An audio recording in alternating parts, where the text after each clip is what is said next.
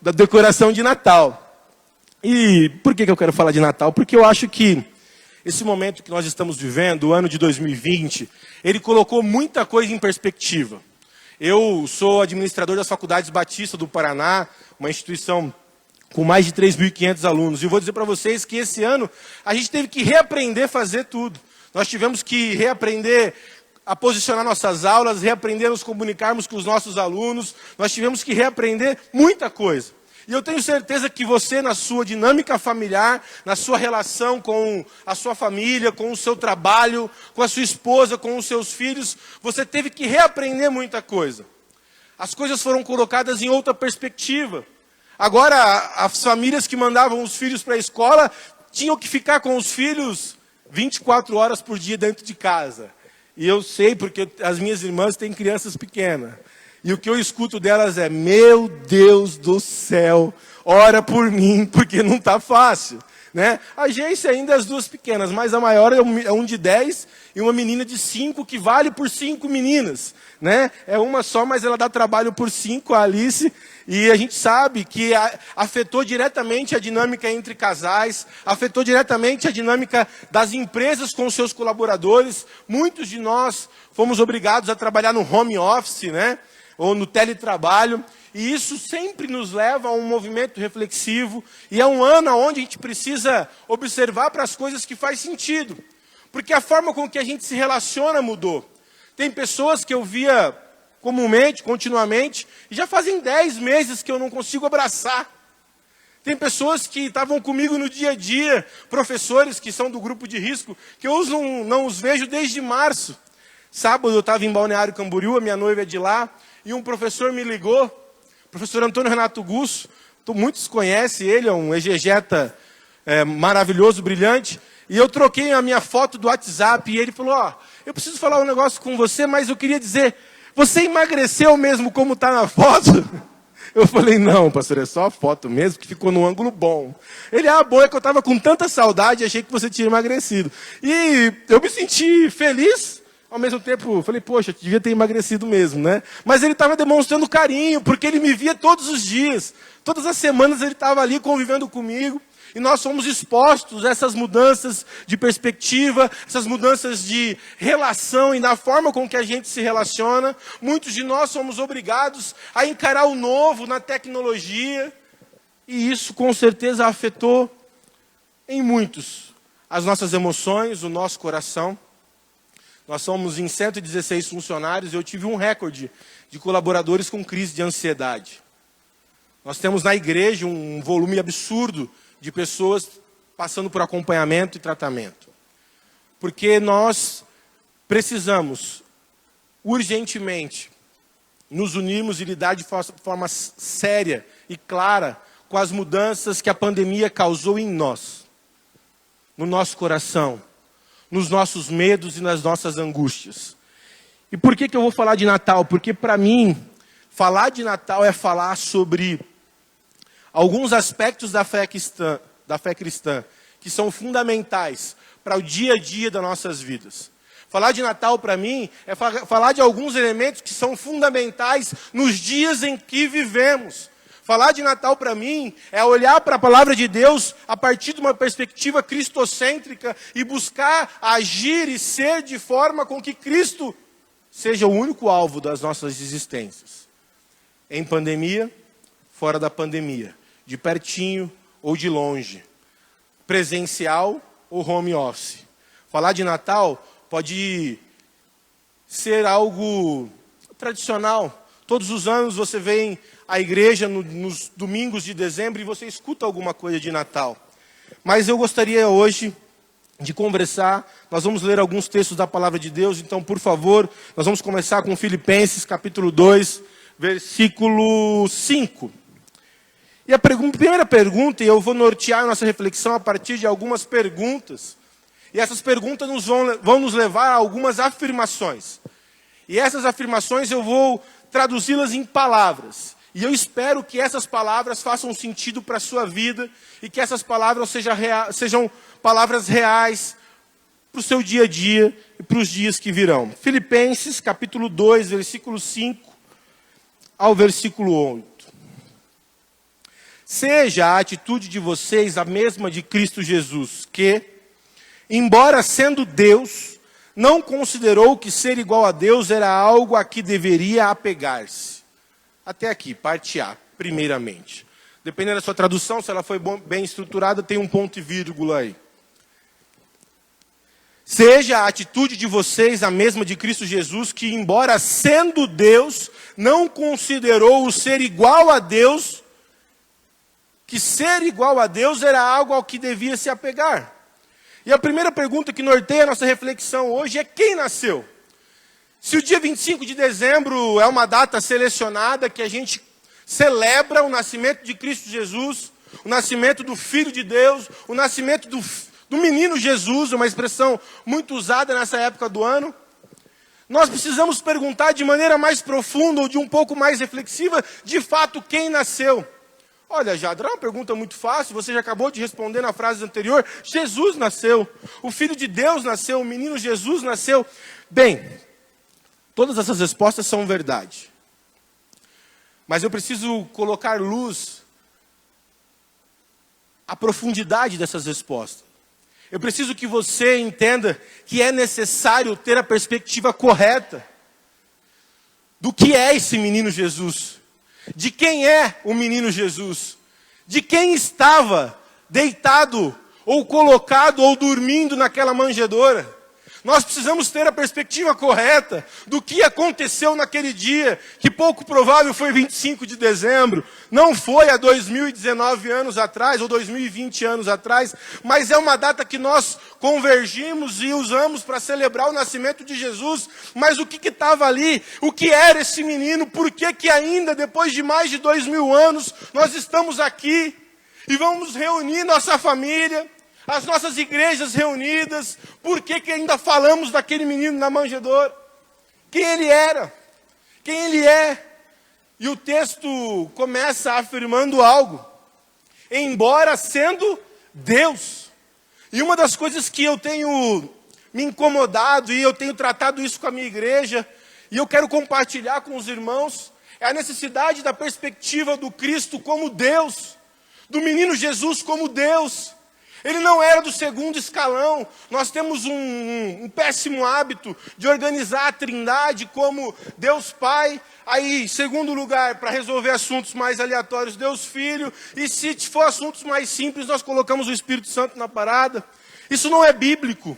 A Trindade, ela não é estruturada desta forma.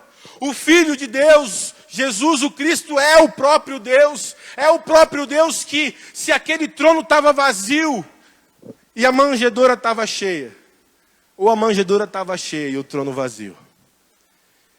E o texto vai dizer que esse Deus, que estava na criação, que viu o Espírito pairar sobre as águas, que disse haja luz e houve luz, esse Deus que desenhou com as próprias mãos as montanhas e os vales, esse Deus que criou o homem e a mulher, esse Deus que soprou vida, esse Deus olhou para o fato de ser Deus e não achou que era motivo suficiente, que era condição suficiente para demovê-lo, para fazê-lo desistir de nascer como homem. Você entende que o não considerou ser igual a Deus, não considerou que ser igual a Deus era algo que devia apegar-se. Você entende que aqui existe renúncia, existe abnegação, existe uma atitude de profundidades eternas. Esse Deus que poderia estar construindo mundos pelos universos, desenhando galáxias, ele considera a sua condição de ser Deus menor, não possível de se apegar, para que pudesse nascer, para que pudesse se materializar em um humano, em um menino Jesus. E eu acredito que é necessário que você tenha a compreensão de que enquanto a manjedoura estava cheia, a cadeira no trono reservada para o Cristo Jesus estava vazia. E o que motivou ele foi uma renúncia em amor pelo outro. Então, peraí. Então o Deus, Criador de todas as coisas, não entende que ser Deus, Criador de todas as coisas, é suficiente para que ele se apegue, decide renunciar, se sacrificar. O texto de Filipenses, que é lindo, leia todo o capítulo, diz que ele se despojou de si mesmo, foi sacrifício na própria carne, ele abriu mão de quem a sua existência expressava, que era divindade e magnitude, para ser o menino Jesus. Quem nasceu? Deus. Quem nasceu? O menino Jesus. Homem. Filho de Maria.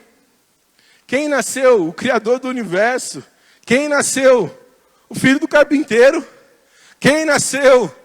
Aquele que era. Quem nasceu? Aquele que é. Quem nasceu? Aquele que há de vir. Quem nasceu? O Verbo que se fez carne. Quem nasceu? A eternidade nasceu. E o fato de ser Deus, ele não se apegou ao fato de ser Deus. Se você não se sente amado, lendo essas palavras, você precisa ter um encontro com o amor e da graça de Deus, nosso Senhor Jesus Cristo. E a primeira palavra que eu quero que você crave no seu coração é renúncia. Porque aqui eu vou começar a dizer para você uma coisa que eu vou repetir muito. Então é Natal. E esse é o tema do sermão de hoje. Então é Natal. E Natal é movimento.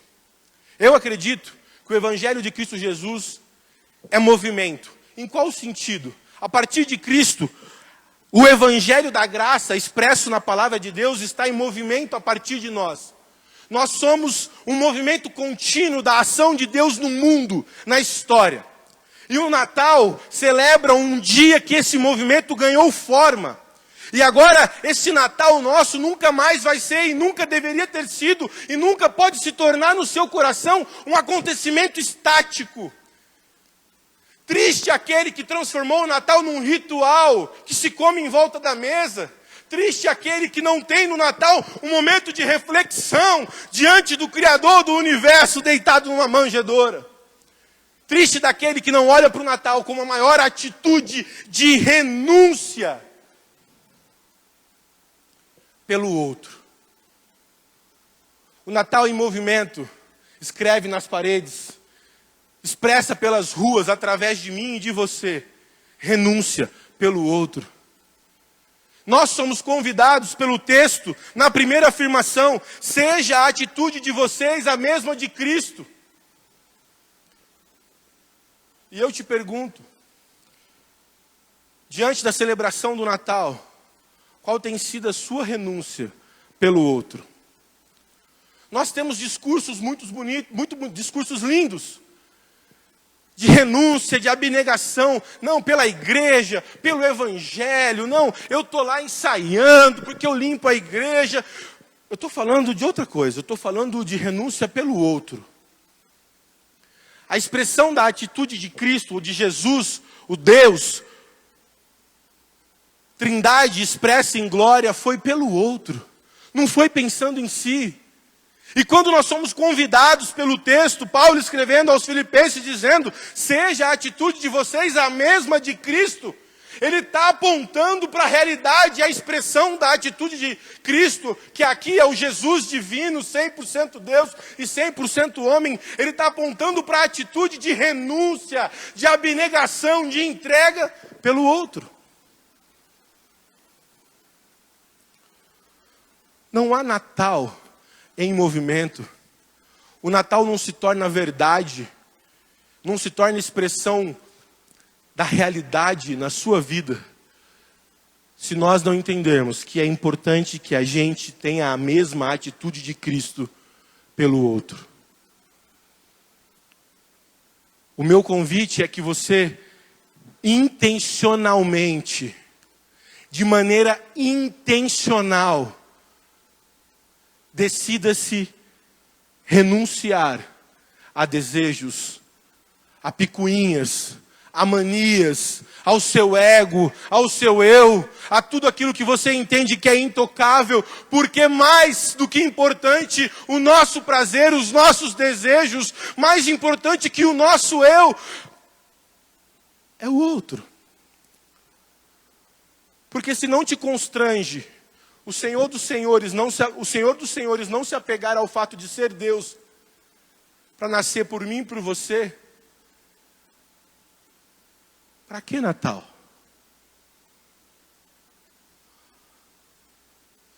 Na vida daquele que confessa Jesus como único e suficiente Salvador, o Natal tem vida e movimento. Esse movimento começa através de renúncia e abnegação pelo outro.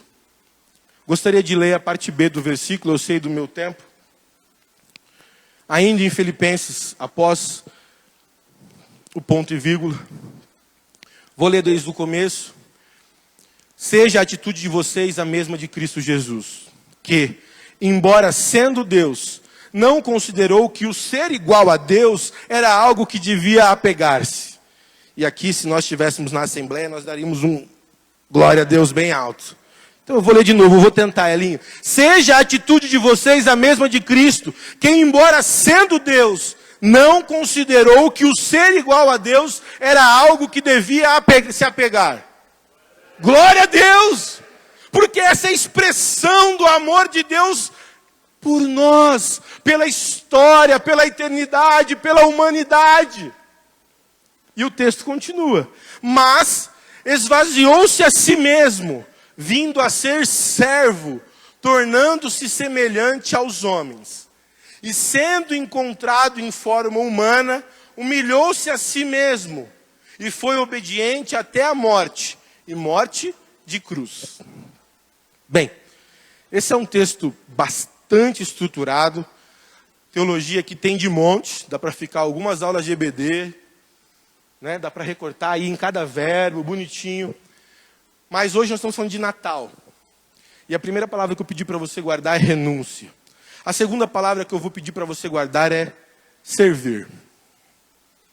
Porque após o ponto e vírgula, a palavra de Deus vai dizer o seguinte, que ele esvaziou-se de si mesmo, vindo a ser servo. E aqui eu preciso que os irmãos façam a relação entre o esvaziar-se e o ser servo. Porque na parte A do versículo já está claro que ele abriu mão de ser Deus. Na parte B, a palavra está apontando para outra realidade. Não é somente que agora ele abriu mão, ele não se apegou ao fato de ser Deus. Ele decidiu se esvaziar e não usufruir de todas as coisas e de tudo que compõe o fato de ser Deus. E agora ele é servo e é homem e foi humilhado e morreu. Se você parar para olhar com um pouquinho mais de calma, e isso é uma mania que Paulo tem de estruturar os seus textos, ele constrói afirmações dentro da mesma frase que resume um grande ensinamento estruturado. No Velho Testamento, vocês vão observar isso quando se construía poesias estruturadas, porque você construía através de um cântico, de uma poesia, uma verdade absoluta, porque era uma forma do povo aprender uma grande verdade complexa de maneira muito rápida. Isso se transformava numa música, tradição oral, não tinha palavra escrita. Paulo é muito habilidoso e muitas das coisas ele estrutura assim, ele organiza um pensamento complexo, dentro de uma estrutura de palavras e afirmação, para que fosse fácil para mim, para você e para todos aqueles que tivessem acesso a esse ensinamento, de decorar essa verdade absoluta. Eu vi que não ia dar tempo de ninguém chegar, então eu só olhei, mas vai pegar de novo. Então aqui na parte B do texto, nós vamos olhar para uma afirmação, vindo a ser servo. E por que essa afirmação nos conecta ao Natal? Porque não é só o menino na manjedoura que decidiu e não se apegou ao fato de ser Deus, mas é o menino que não se apegou ao fato de ser Deus e decidiu ser servo. Nós muitas vezes lemos com um olhar enviesado, viciado, porque tudo é muito rápido. Nosso dedinho hoje está acostumado a rolar o feed do Instagram, do Facebook. Nós não lemos as matérias até o fim, nós já emitimos opinião. E a grande verdade é que o texto está dizendo o seguinte: ele não se apegou ao fato de ser Deus, e ele esvaziou-se de si mesmo, de todo o seu poder, glória, magnitude, e se tornou servo. Peraí, por que ele não se tornou rei? Por que ele não se tornou governador? Por que ele não se tornou o dono, o governador do mundo? Por que ele não nasceu no maior palácio daquele tempo? Por que ele não nasceu no melhor lugar daquele tempo? Por que ele não veio a ser o homem mais poderoso da terra? Por que ele não teve exércitos de milhões lutando por ele?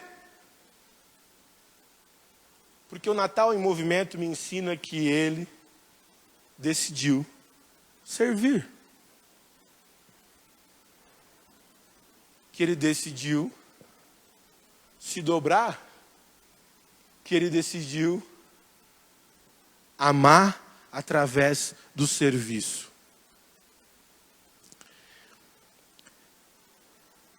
Quando ele decide renunciar ao fato de ser Deus, ele ama através do sacrifício. Quando ele decide amar quando ele decide se tornar servo, ele ama através do serviço. Entende que o Natal é uma celebração onde celebramos as expressões de amor de Cristo. E Cristo expressa seu amor por nós naquela manjedoura através de renúncia e serviço. Porque enquanto ele podia ser o homem que ele quisesse ser, nascer na manjedoura que ele quisesse nascer, ele decidiu servir. E se o nosso Natal é um Natal em movimento, eu pergunto: a quem você tem servido? Não, eu não estou perguntando se você serve aqui, eu não estou perguntando se você serve o seu patrão, eu não estou perguntando se você serve a sua esposa, eu estou perguntando a quem você tem aberto mão da sua posição, status social, organizacional, cívico, pelo outro. Aqui a expressão servir está muito mais ligado a serviçal. Aquele que está disposto a dobrar os joelhos e lavar os pés. Porque Natal em movimento é ser expressão do menino Jesus enquanto serve. E eu te pergunto, a quem você tem servido? Você tem sido Natal em movimento na vida de quem? Você tem sido expressão de amor através de renúncia na vida de quem? Quando eu renuncio o meu tempo, quando eu renuncio os meus recursos, quando eu renuncio o meu conforto, para quem? Você tem sido expressão do amor de Deus através de serviço para quem? Porque o Natal, o nascimento de Cristo, é um movimento de vida contínuo. E se para mim e para você ele se tornar um rito, nada nos diferencia das práticas pagãs. O meu convite para você hoje é que você saia daqui, para que ainda esse ano, e eu não quero usar jargão, ainda dá tempo, esse ano, você possa ser Natal em movimento na vida de alguém. Eu te desafio, dentro dos seus recursos, a levar alimento para quem não tem. A ajuda de custo do governo, eu não lembro o nome, vai acabar. A última parcela agora, R$350. O Brasil tem 40 milhões de desempregados. O nosso povo vai passar fome a partir de janeiro.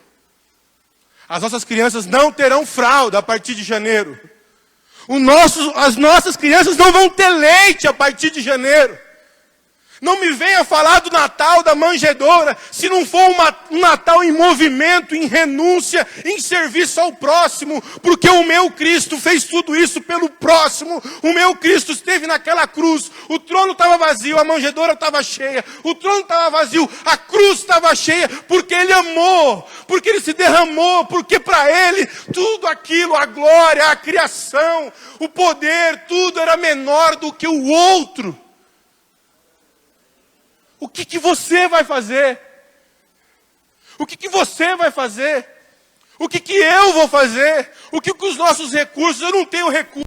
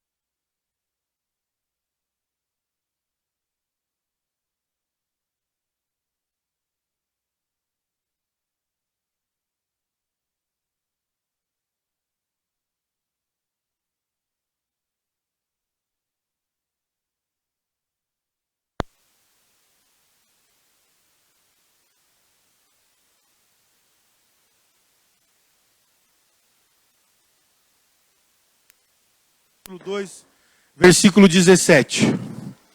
Eu estava na garganta? Eu vou bem nisso ainda, né, cara? A gente vai ficando velho, mas ainda tem um caldo para queimar aqui, ó. E se me desse uma hora...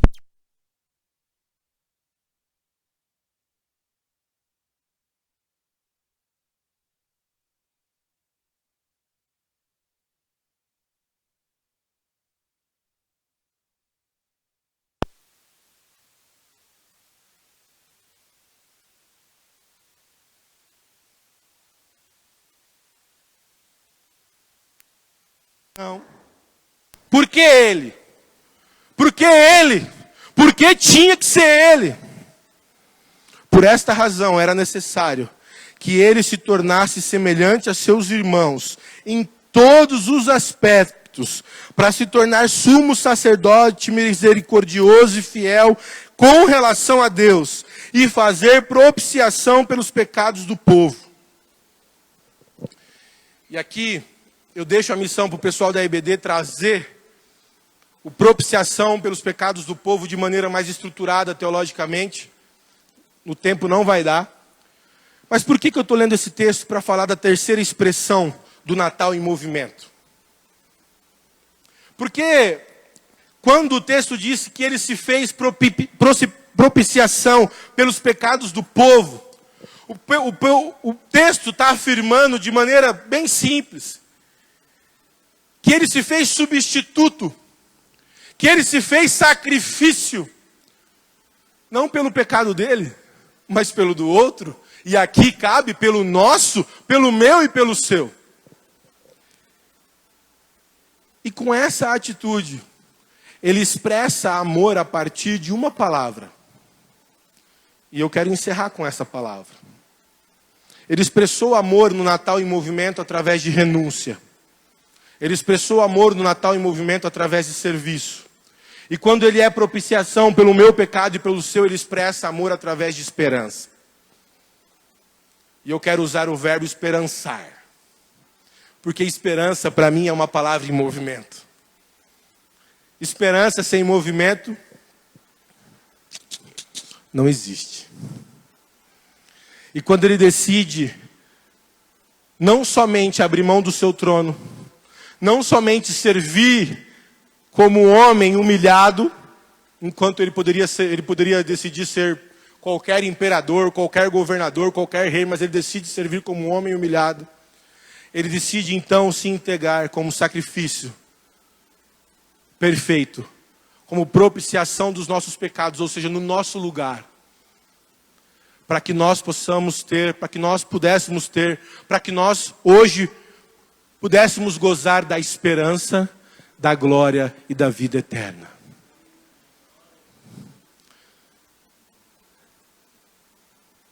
Não pode existir em nosso meio um Natal que não nos remeta à renúncia, serviço e esperança. E eu gosto de pronunciar eu não sou bom de português, mas eu gosto de renunciar, servir e esperançar. O Natal não pode ser uma prática nossa, onde olhamos para o menino Jesus e celebramos o seu nascimento. Mas isso não gera em nós movimento, compromisso. Você tem sido esperança para quem? E não vem com esse papo gospel, Jesus é a esperança, eu não preciso ser a esperança de ninguém. Isso é uma maneira que a gente encontra de transferir responsabilidade nossa para o Cristo Jesus. Você é esperança para quem? Quantos que no momento de angústia, dor e choro, lembra do teu nome? Quantos no momento de angústia, dor e choro, liga para você?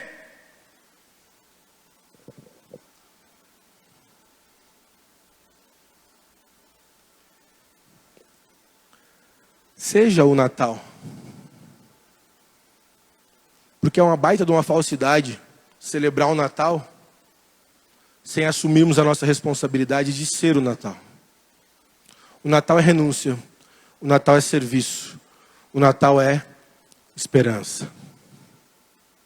E se você que encontrou Cristo Jesus ainda não é expressão do amor através de renúncia, expressão do amor através de serviço, expressão do amor através de esperança, eu te convido a mudar isso hoje. E eu não estou dizendo para você gastar milhões, eu não estou dizendo para você abrir mão do seu emprego, sair correndo pela rua abraçando pessoas. Eu estou dizendo para você olhar para quem está ao seu redor. Eu estou dizendo para você estender a mão com álcool em gel. Eu estou dizendo para você abrir mão do seu conforto muitas vezes, abrir mão dos seus recursos, abrir mão do seu tempo, abrir mão do seu choro e compartilhar. Servir, renúncia, serviço e esperança. Você vai descobrir que muitas das vezes a renúncia que você faz, o serviço que você se dobra para cumprir e a esperança que você leva, abençoa muito mais a você do que aquele que recebeu tudo isso. Eu te convido de hoje para os próximos 100 anos, você lutar, trabalhar, para não passar mais nenhum Natal como um rito, nenhum Natal como uma prática comum, mas para que você possa passar um Natal em movimento, tendo expressões de amor através da renúncia, do serviço e da esperança. O nosso Senhor Jesus, o menino Jesus, continuou em movimento até a cruz. E depois da cruz, ele continuou em movimento. E o evangelho dele impacta a minha, a sua e as nossas vidas até hoje. Seja o Natal. Seja o Natal na vida do outro. E eu tenho certeza que você vai provar de uma experiência única de fé e prática madura com o nosso Senhor Jesus Cristo. Eu queria orar com todos vocês, pedir que todos se colocassem de pé.